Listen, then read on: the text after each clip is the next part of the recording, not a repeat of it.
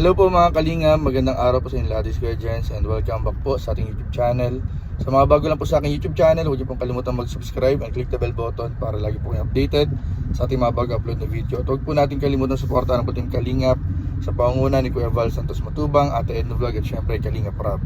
At pakisuportahan din po ang mga kasama sa Team Kalingap. Nandiyan po ang K-Boys, Kalingap Partner, Kalingap Reactor, lahat po na charity vlogger sa buong Pilipinas tumutulong sa mga kabayan natin ng lahat may hirap.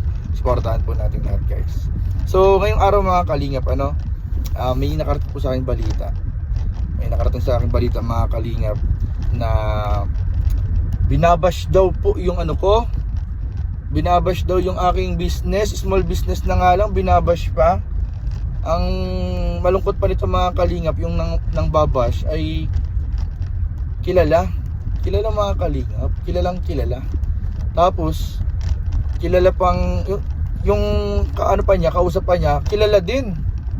Nag-uusap sila mga kalingap. Nag-uusapan nila yung small business ko na na yema, ube and mango yema bread spread. Hindi ko alam mga kalingap kung ano yung napapala nila sa pati yung small business ko ay tinitira, pinapakalman. Tinawag pang peanut butter na insulto ako mga kalingap kasi hindi naman peanut butter yung tinitinda ko. Yema spread. Yung tinitinda ko ay yema spread. Hindi po siya peanut butter. Magkaiba ang peanut butter at yema spread sa ube spread at mango yema spread. Iba po ang peanut butter. Ang mabuti po, ang ma-appreciate ko pa kung mag-o-order sila Kung mag-o-order sila, ang mahirap yan, kinakantsawan na nga nila. Tinatawag nilang peanut butter.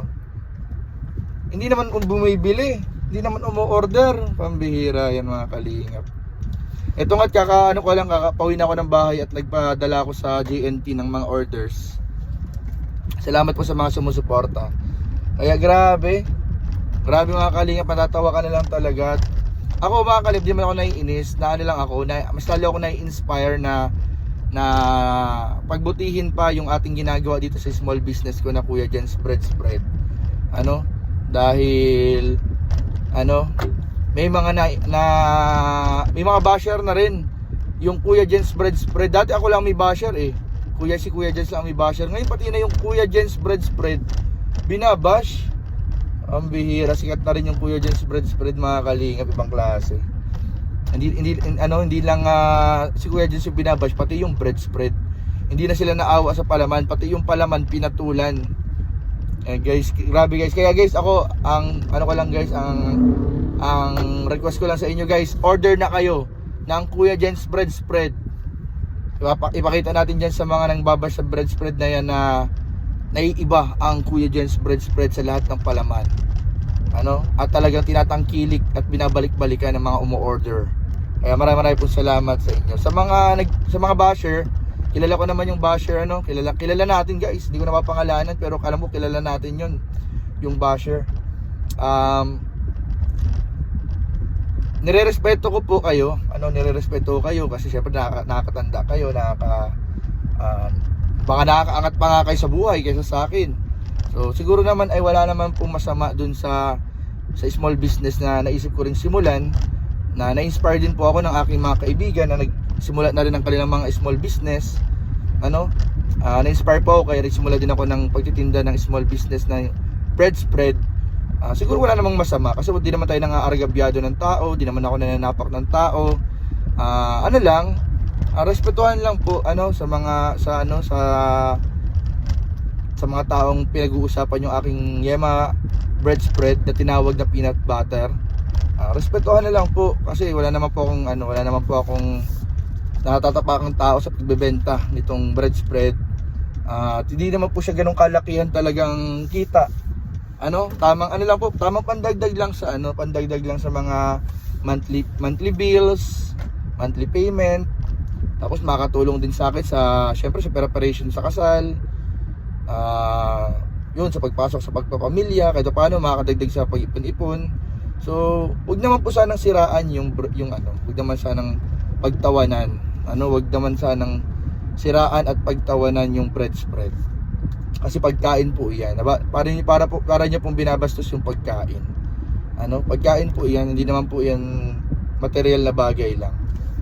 So, nakaka-disappoint lang kasi syempre respected people, tapos di ko alam kung anong nakita nila sa bread spread ko at tinatawanan nila, dinadaan nila sa biruan, tinawag pang peanut butter.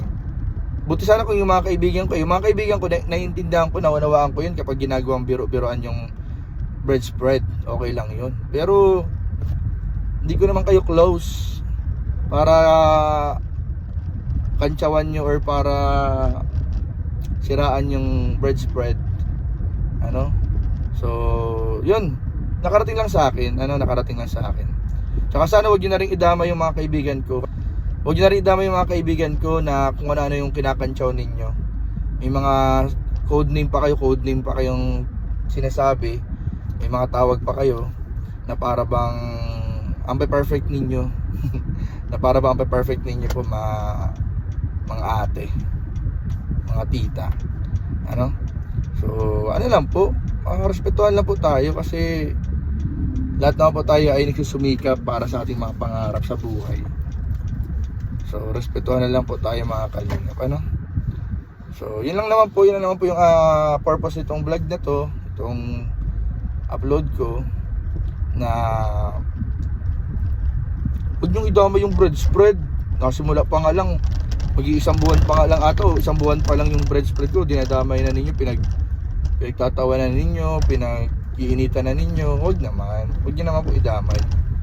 Simula pa lang, umorder na lang po kayo, matutuwa pa po ako. Order po kayo para sa grupo po, sa grupo ninyo, kung may grupo man kayong mga nagkakantsaw, nagbabash sa aking Yema spread. Kung may grupo kayo, order na kayo. Tigi-isang bundle, nakatulong pa po kayo sa akin. Kaysa po pinagtatawanan ninyo at binabash po ninyo yung bread spread. So yun lang naman po, hindi naman po ako galit. Kaya order na po kayo. Kasi masarap po talaga, masarap. Pwede po sa kahit anong tinapay at kahit pwede nga rin sa mga sa mga kakanin. Kuya Jens palaman, sarap to. Pag umaga o merienda time, hanap mo'y swak yung tunay na fine. Sa tinapay o kahit pandesal, Kuya Jens palaman, solid ang sarap. Yema spread, tamis na perfect, mango yema, fresh na fresh. Ube spread, kulay palang panalo na. Kuya Jens palaman, saya talaga.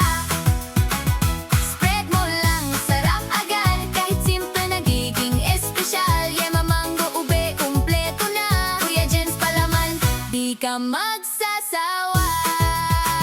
Sa baon o bonding, sa bahay, lahat napapangiti sa'yo tuloy-tuloy. Isang pahig, solve na cravings mo, mapapa isa pa. Kahit busog ka na,